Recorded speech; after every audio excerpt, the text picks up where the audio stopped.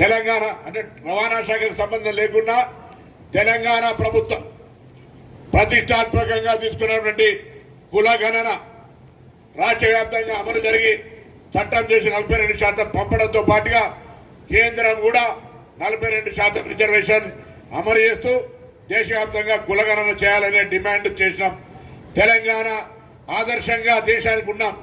ఇదే ఆదర్శమైనటువంటి డిమాండ్ తోటి మనం కేంద్రాన్ని కోరితే ఇప్పుడే కేంద్ర ప్రభుత్వం కూడా రాబోయే 2025 కుల జనగణనలో కులాల పరమైనటువంటి అంశాన్ని సర్వే చేస్తామని ప్రకటించడం అనేటువంటిది తెలంగాణ ప్రభుత్వ విజయంగా, తెలంగాణ ప్రజల విజయంగా భావిస్తా ఉన్నాం. ఇది మామూలు విషయం కాదు. చాలా కాలంగా 1931లో ఆంగ్లేయుల కాలంలో ఈ జాతీయ జనగణన జరిగింది.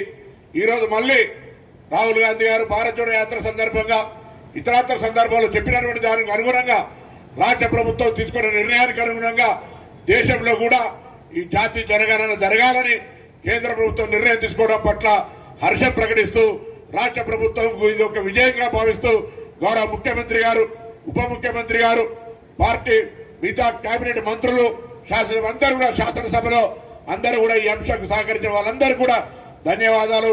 కేంద్ర ప్రభుత్వానికి కూడా ధన్యవాదాలు. ఇంత పెద్ద గొప్ప చారిత్రాత్మక నిర్ణయం ఆలస్యమైన ఈరోజు రాబోయే కులగణన జనగణన లోపల కులగణన చేయాలని నిర్ణయం తీసుకోవడం పట్ల తెలంగాణ రాష్ట్ర బ్యాక్వర్డ్ క్లాస్ వెల్ఫేర్ మినిస్టర్ గా నేను హృదయపూర్వకంగా అభినందనలు, సంతోషాన్ని వ్యక్తం చేస్తా ఉన్నా. ఈ తెలంగాణ ప్రభుత్వ విజయంగా భావిస్తా ఉన్నా. అదేవిధంగా ఈరోజు రవాణా శాఖకు సంబంధించి